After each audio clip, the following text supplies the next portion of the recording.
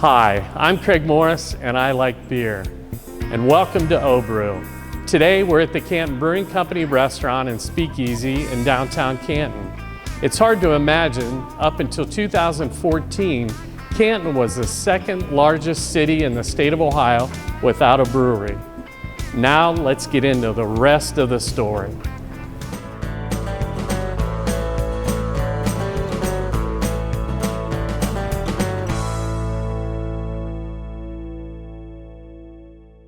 This episode of OH-Brew is sponsored by Beer and Ale Traveler. They'll drive you to drink in style. Let Beer and Ale Traveler plan your next brewery or winery tour. Choose from their pre-planned tours or sit down with Rick to customize a tour for your group. And remember, you don't have to drive yourself. Ride in comfort in their limo-type bus with 2 flat-screen TVs and a rockin' sound system. Need transportation for a concert, birthday, or bachelorette party? Whatever the occasion, call Rick to set it up. All right, welcome to OH-Brew. We're here in Canton Brewing Company in the basement of the speakeasy. And joining me on this episode is Ethan Kibbe. And Ethan, welcome to OH-Brew. Hey, thanks for coming. Hey, Yeah. glad you have us. Yeah, beautiful finally. Place. Yeah. We love this. Yeah, thank you. You want to get started? Give us a little bit of history of the speakeasy and Sure, the Canton yeah. Brewing Company. And Canton Brewing Company was first founded by a man named Otto Gissen. He was our founder. He came over from Bavaria, Germany in 1865 to Cleveland, Ohio, and then learned how to become a bookkeeper then to make a little bit of money. Decided that he wanted to get into the brewing field, moved down to Akron to become an assistant brewer, such as when I started out. Eventually, he moved his way down to Canton. He became partners with a man named Joseph Kloffenstein and decided to be partners with him in his brewery. Eventually, Otto acquired that partnership, became the Otto Gissen Farm Brewery. Then after that, his farm brewery actually burnt down that same year he acquired it. And so he decided with the money that he had left over that he would want to reopen another brewery, but more closer to the downtown area. So he decided to open up what we know as the Canton Brewing Company today, downtown on 3rd Street, actually a couple blocks from this brewery, a couple blocks down, where the Canton Brewing Company, as we know it today, started in 1883. okay, so the timeline with Prohibition and all that kind of stuff lines up how? Well, fast forwarding further through history, everybody knows from history class that Prohibition pretty much decimated anybody who was producing alcohol in the area. And so then after Prohibition ended in the 30s, Canton Brewing Company was revamped again. Unfortunately, it was short-lived. I think they closed officially in 1941, I believe. And then so fast forwarding to now, we're in December of 2014. We decided to open up the Canton Brewing Company, and once again in this beautiful building, and the rest is history after that. So we're going on 5 years now. All right. So down here, mainly as far as things that are in the building, in the basement and everything like that, some of the stuff you see behind us, more decor. Yep. This is, we do have run a small barrel program. Mostly we do barrel-aged stouts, really, but we are looking into doing some more fun stuff. But right now, these barrels that you see behind us are mostly for an aesthetic kind of thing, so they're kind of empty right now. With most breweries, it's kind of a one-and-done situation. Some breweries will use them 2 or 3 times, but we just seem it more beneficial to use them once. So. Okay. And as far as your setup down here is concerned, are you as big as you're going to get, or you plan on getting bigger? We do plan on expanding. We're trying to expand, but more in the smaller type sense. So we're actually trying to create a kind of, I'd like to call it like an R&D type department. So it's going to be more for doing small batches of brews. It's actually going to be across the street from us, in between Arcadia and the old Gasser jewelry store. And we're going to be able to produce a lot more smaller batches. And be more experimental and things like that. So, and up above there's a restaurant. Yeah. Up above us, we do have a full restaurant, as well as down here we do have a full menu, as well as a full bar. So we have liquor and wine and things like that. And we have burgers, fries, pizzas, wraps, things like that if you want that as well, grilled cheese sandwiches. So we are family friendly. Upstairs in the restaurant though, it is closed right now. Not because of the winter, but mostly because the construction is actually going on out front. We actually have the Centennial Plaza that they're building out front, the city's building, which is going to be like an amphitheater type concert venue for out front. And the sidewalk, they didn't tell us when, but they told us that they were going to be taking the sidewalk out of our front street entrance, so it's going to be a little bit difficult to get into the brewery itself.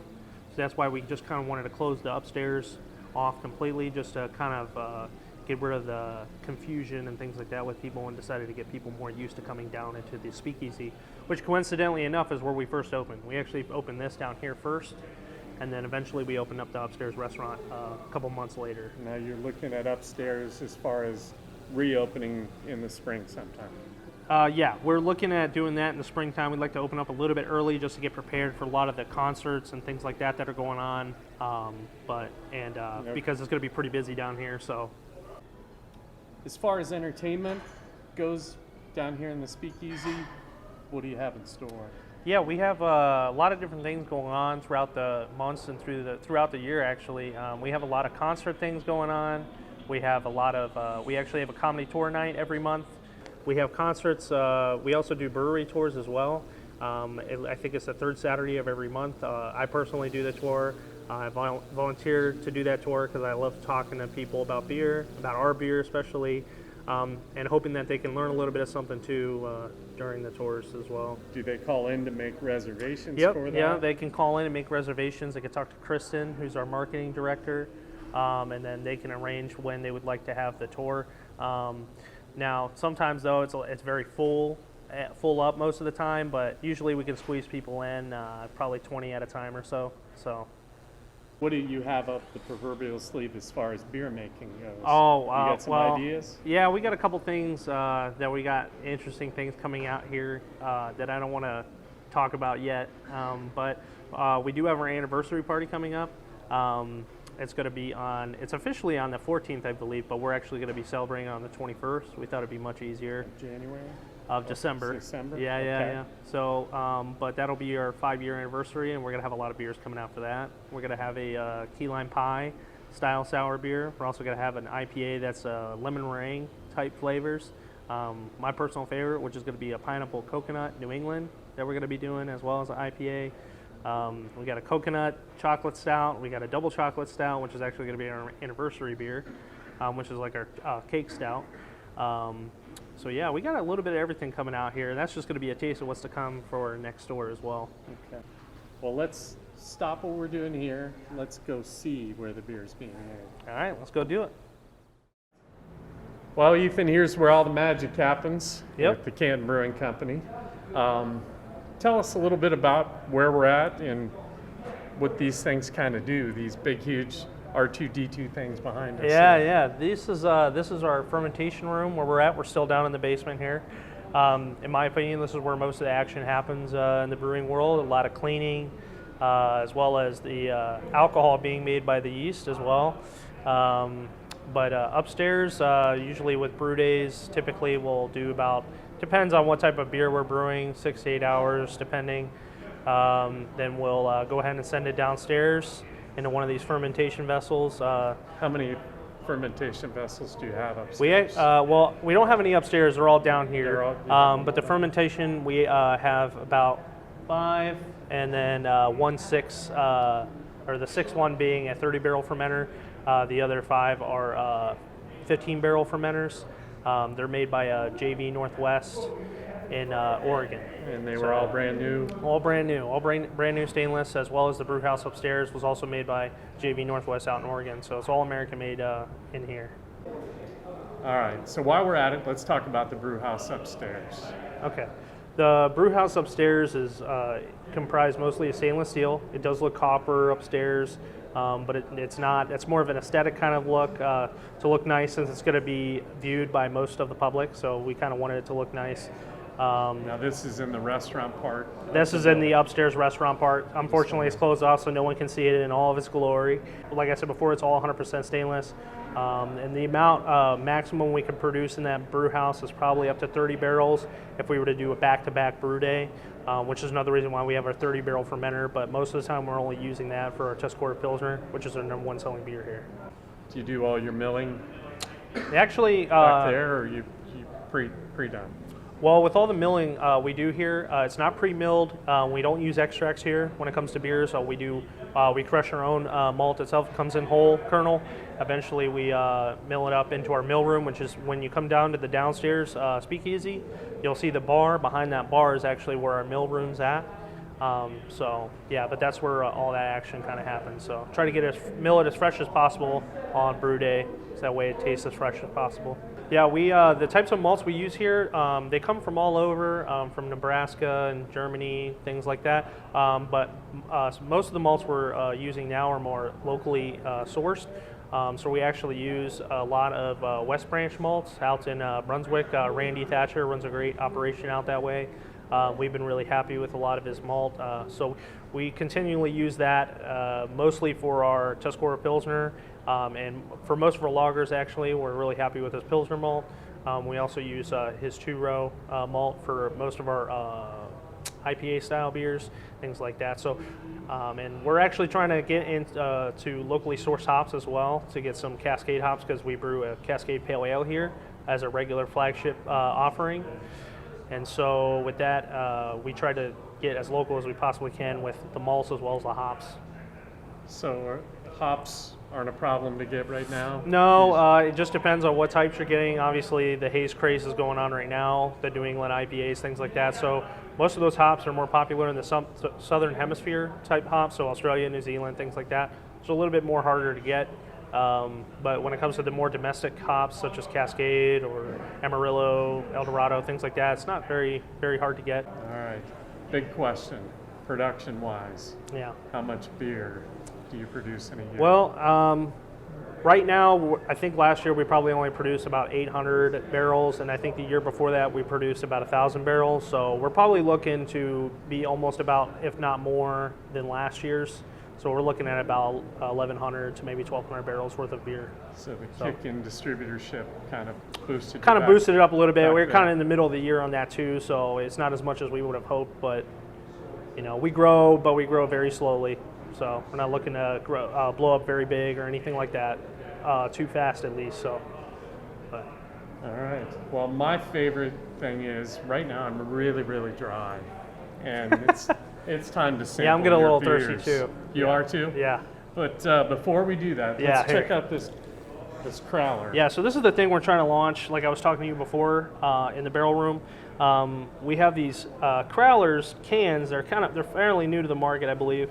But before we actually fully invest in an actual crowler machine, we decided to want to go with this option a little bit to kind of introduce to the area to see how crowlers would work, see if people are big fans of it. But all right, see. Well, see, now they're a little tricky. I guess we're not launching it. No, we're not launching but it. all you have. Into it. There so we go. what's great is like with this is that it's kind of the same as a growler, kind of the same as a crowler. It's kind of the best of both worlds. So if you have a barrel-aged stout, which is what I would suggest in a smaller package, then this is something I would go with. And what's great is that if you're out hiking or you're at a friend's house and you decide you don't want to drink the rest of it and you just want to save some for later, or you're at your house and you want to save some for later for yourself when everybody leaves, then you could be a little greedy and actually just close the top and you're good. So. And the straw goes where? Oh, no straw. No, it's not like a Capri Sun or anything like that. It would be pretty cool if it was. Adult Capri Suns. Yeah. So. All right. Well, let's go try some beer. All right. Welcome back to OH-Brew, my favorite time of the program, sampling the beer. Beer. All right, Ethan. Tell us what we're getting into of your tasty goodness. Yeah. So right now I got 4 good examples of our styles, or not styles, but just our beers here. I also brought 2 other offerings that aren't on tap yet, so you get the exclusive first taste of that. All right. So the first one we have here, this is our Tuscarora Pilsner. This is pretty much our flagship beer. It's just a Pilsner style beer. It's the chief of beers. That's right, the chief of beers. Historically, that's what we believe what the beer would have been some sort of lighter style beer, maybe even Not going back to Cowboys and Indians. No, not No? that far. Okay. No, but on the taste, you'll get a little bit of the noble hops as well as the aroma. You'll get a little bit of a biscuity type cracker, like bready kind of aftertaste to it. This is actually like my go-to. People are always shocked by that because they think I'm, which I do love stouts, but usually when it comes to a go-to beer, when it comes to here, I like going with some sort of lager or a pilsner. And ever since I started working here, I've started loving lagers even more. Brewing different types, dark lagers, light lagers, even full body, light body, things like that. So we didn't talk earlier about where you're from. yeah, Like yeah. You're originally from Yeah, Virginia? yeah, in the Norfolk area. As a teenager, and then eventually came up here with my dad, and then moved here into Canton, and then went to high school here too at Hoover in North Canton, and then eventually became a home brewer, avid home brewer, and it just seemed like beer was just sticking with me, and so ever since then I So heard. you had lots of friends, is what you're saying? Yeah, lots of friends. By and doing this, you like times 10, times 20, times 30. yeah. So- Once they start hearing you start brewing some hooch, then they'll start coming running. All of a but- sudden they realize Yeah, you might not have been cool back then, but Yeah. you're very, very cool now. yeah. Take us to number 2. Okay, so the second one here is actually our Battle Charge. This is our golden ale. Okay. It's a little bit, not as clear as the Pilsner. It's just got a little bit more of a body to the beer. But it's going to be just as light. We wanted to brew this beer for the Canton Charge that is at the Civic Center. Like Cavs, like minor league. Yeah, it's like a minor basketball. league basketball team, and so we wanted to brew a beer for them, but specifically geared towards like a game sports type beer. So we wanted it to be on the lighter style, but we still wanted it to have a little bit of body to it, a little bit of depth to it. So that's why we went with the golden ale. Still very easy drinking, but then again, it's not going to get you falling out of your seat watching the game or anything like that. So Okay. What's the alcohol level on this one? I think this is about 5.1 or 5.2. Very easy drinking. Yeah, very sessionable. Yeah. That's the word I was looking for. See, that's Sessionable. Why, that's why you're here. I say- You do what you do. and I say then super crushable. That's what I say. But crushable. yeah, crushable. Yep. And so then this third one here I have this is our New England. We've been like working orange on juice. what's that? This looks like orange juice. Yeah, it's very Maybe a little hazy. grapefruit juice. We've been working on this for a while with New England's. I'm not very well versed in it, but I think I've nailed it this time around. It's got more of a fruity quality to it. It's got much more of a better mouthfeel to it, in my opinion. And then the hops we actually use for this are Rocco hops. I always thought it was pronounced Marayoku, but it's a New Zealand style hop. Okay. And we've also used Australian Galaxy hops in this as well. So you're probably getting mostly Galaxy, and then you're getting a little bit of that. I'm getting mostly bacon, eggs, pancakes to wash it down with something. Yeah, like yeah. this. That's actually what I'm doing. Yeah, it does have a little bit of a little bit of perceived bitterness in there as well, which is what I was trying to go for. But because I didn't want it to be a completely neutral, non-bitter beer, I wanted to have some sort of residual bitterness in there, so there is a little bit on that. I want our camera crew to know not to touch this here. This one here, right there. That's a winner. Don't Well, just wait till we get to the Citra, because that's going to be Okay, Citra. kind of the same build-up, but just a little bit different. All right, let's hit number 4. Okay, so the number 4, this is actually our most popular one besides the Tuscarora Pilsner. This is our Carpe Noctem. We actually get this coffee from Carpe Diem, which is actually right next door to us, and then they give us coffee so that way we can throw it into our beer. So this is just So it's infused. correct, yeah. So I do know these Yeah. vocabulary words. Our You're not the only one. our methods of infusing the coffee are secret, but so when it comes to I'm not going to indulge on that, but All right. and then just the porter as the base. So it's just a coffee porter. You get a little bit of that mapley, a little bit of coffee roastiness to it, but it's not too offensive. After breakfast, Yeah, one of these. yeah. This is like a breakfast porter, not I a stout, but a must have porter. needed breakfast today because I'm really hitting on the breakfast. Yeah. Yeah, so this one's pretty popular one, especially during the winter time. And like I said, you're getting a little bit of that coffee. Sometimes coffee can be a little bit astringent, very strong. So we actually use a couple different blends of coffee to get more of a desired flavor to it. But Just yeah, not decaf. nope, no decaf. So there is a little bit of caffeine in there. I don't know how much, but there is a little bit in there. So. All right. Those are excellent beers. Okay, so the two special offerings I have are Who's out of the way? going to be our part of our anniversary offerings. These two here, this is our, I call it like a Citra Bomb, but this is just our Citra IPA that we're, yep. And Citra then Bomb. that's the bomb. But, Okay. and then the other offering we have here is also a cake stout. So this one doesn't have so much bitterness to it as the first offering did. It's much more in the aroma and flavor profiles of the beer. We also use a London 3 strain for that, so that way it gives it much more tropical, fruity kind of esters coming from the yeast as well that also offer to the hops that we have added to it too as well. So, and it finishes a little bit sweeter, not as dry as the Riptide. So, but this one here, this is Lupulin Wave. See, now you're putting it out there. I'm hiding it. Yep. All right, next one. Okay, so the next one here, gonna need some bread or crackers or something. No, Getting a no, little, no, no. little tipsy right No, now. let's just we'll drink all of them and try all of them first, and then drink all of them during the commercial break. Yeah, sure. No, but We don't have any commercial breaks, not till the very end. But hey, you will eventually. All But right. yeah, Now this is cake. Everybody loves cake. If you Correct. don't like cake, it's like un-American. yeah. And so for this is chocolate cake. So if you don't like chocolate cake, then there's something wrong there. Wow. But this one here, this is our little jewel. This is our, I guess you could call it a pastry stout. So it's got. You haven't given it a name yet. Yeah, actually we have. The name of this is going to be Orion. Orion. Yeah, just like the star constellation. So we wanted to call it Orion. There's no significance to that. We just decided to come up with a name. So, but this one is going to be much more thicker in the mouthfeel, as well as the flavors of copious amounts of chocolate that we've used with cocoa nibs, as well as actual chocolate, cocoa powder, and then some of the malts that we've used too to brew are also chocolate type of malts in there. So that's why I like to call it the holy trifecta of chocolate. There we go. Yeah, Holy trifecta of goodness. yeah.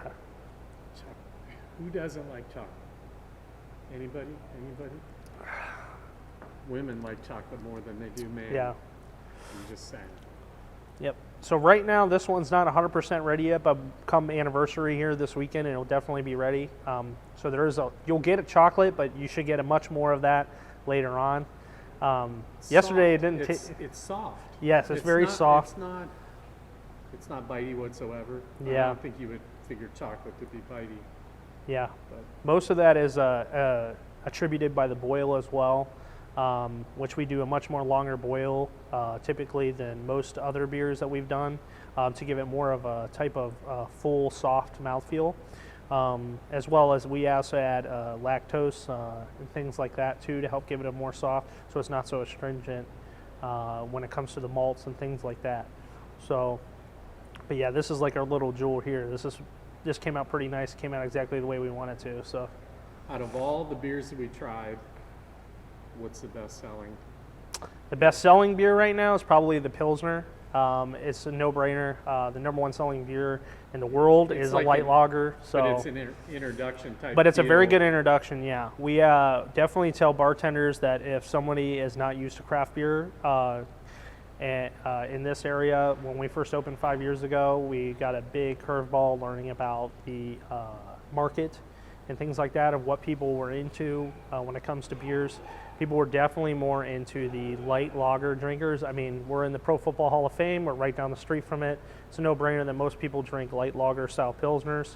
There's nothing wrong with that. I don't shame anybody in that. So that's why. So that's why. That's just what we do at OH-Brew. So that's we what. shame them into loving Shame. craft beer. That's, Yep. I mean, you know, So that's why with this offering, we offer at least two different styles of lagers, one being light, one being kind of medium, which is kind of like what a Pilsner is like. And so Pilsner is pretty much like our top one that we sell, and then our second one is our Carpe Noctem.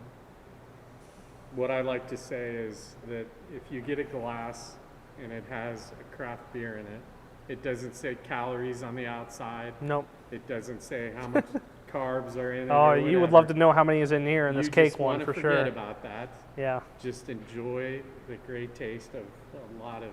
Right. You got some excellent. That's beers. exactly kind of like a little bit like my mentality. If you're just going out to drink or something like that, I pretty much indulge. I don't really think too much about that. So. Ethan, let's talk a little bit about the tap handles. Yeah. What's the significance of these tap handles?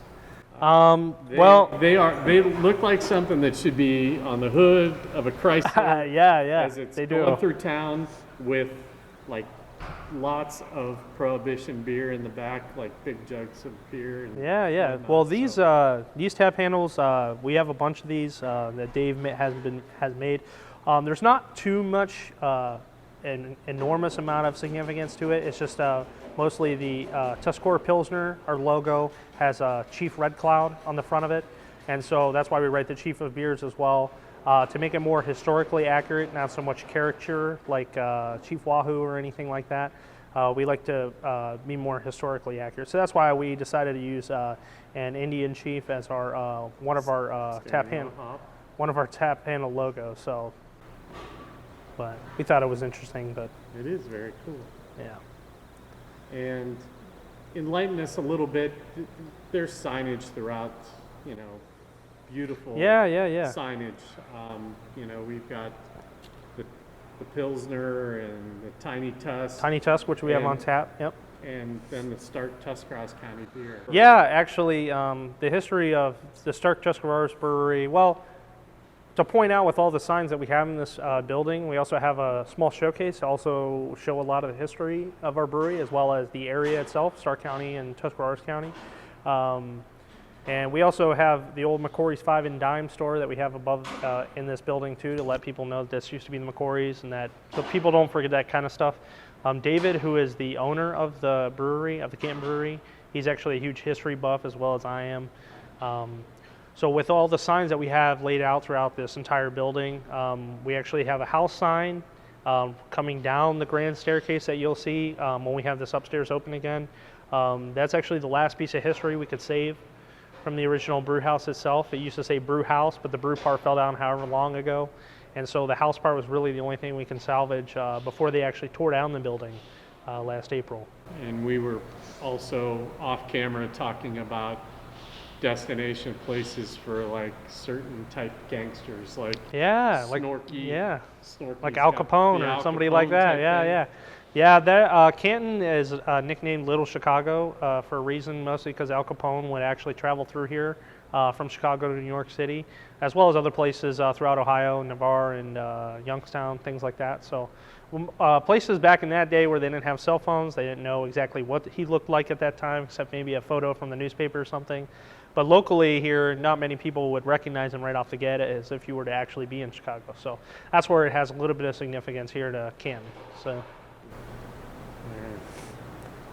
Well, I'd like to thank you for revealing the new beers. Yeah. That's only a few. There's a lot more that's coming out, but these are just 2 offerings. We have at least 10 more offerings that we have coming out for the anniversary party. So come into the Canton Brewery, sample 4, 5, 6, 7, whatever they've got on tap, and really enjoy them, and then figure out what you like. That's what we want everybody to do, right? Yep.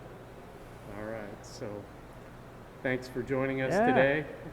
Man, you got some good tasters. Can't wait to see what else is in store for you. Cheers. Cheers.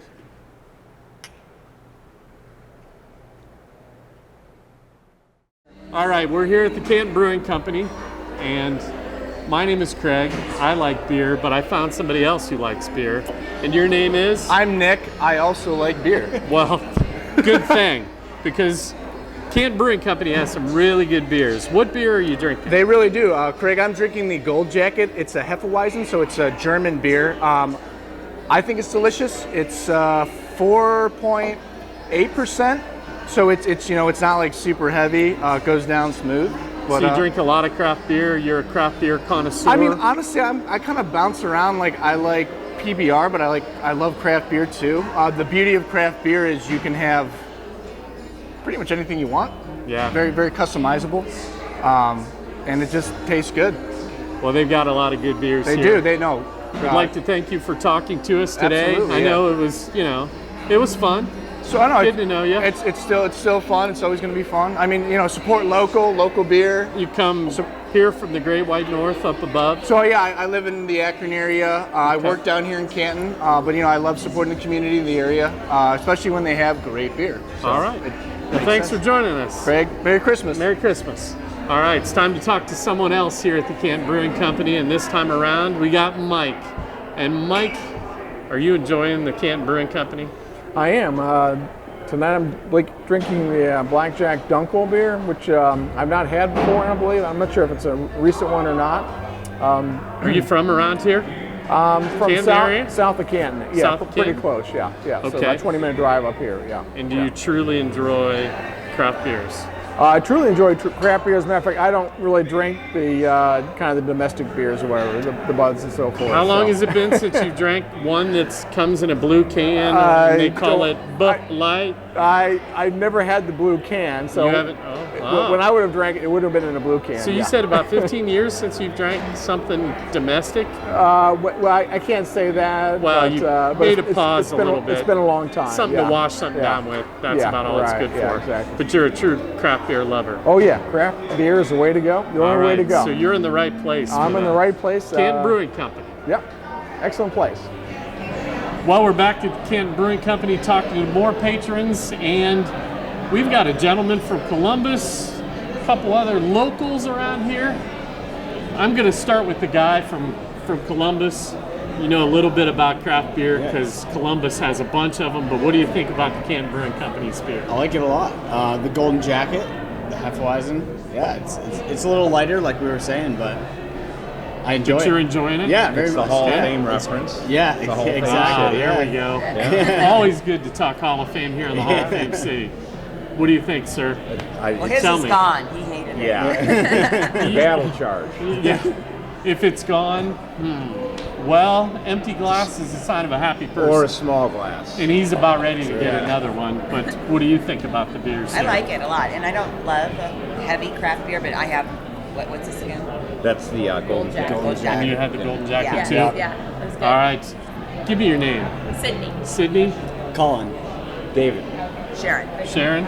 Sharon, I'm going to get out of your camera range here because I told you earlier my makeup people, they've been They on quit. strike for a while, and I don't think the union's going to let them come back to work for me. But anyway, It's all right. have you had the food here at all? Very Yeah, good. yeah. Yeah. Yes. Great Really enjoy pizza. the food? Yeah. Yeah. Yeah. All It right. is. Very Well, some of your favorite foods from here. Have you had the pizza? The pizza Yeah. looks delicious. Right. good. Pizza's Very very good. good. Yeah. Very good. Okay. Can't go wrong. I like the popcorn machine, but it's never on when I'm here. Well, let me talk to management, see what I can do. Every time I come home, it's not on. I know the guy that makes the beer, Ethan. I'll make sure that, All right. that he says, hey, He's on let's it. get that popcorn machine working. But whether you're drinking popcorn or eating popcorn or eating pizza, enjoy the Canton Brewing Company. We'd like to thank you all for talking to us. Absolutely. Thank you. Yeah. Absolutely. All right. Thanks for joining us on today's episode of OH-Brew. We'd like to thank everyone here at the Canton Brewing Company and Ethan Kirby, the head brewer. And make sure you join us for more episodes on OH-Brew, as we're always in search of Ohio's finest beers.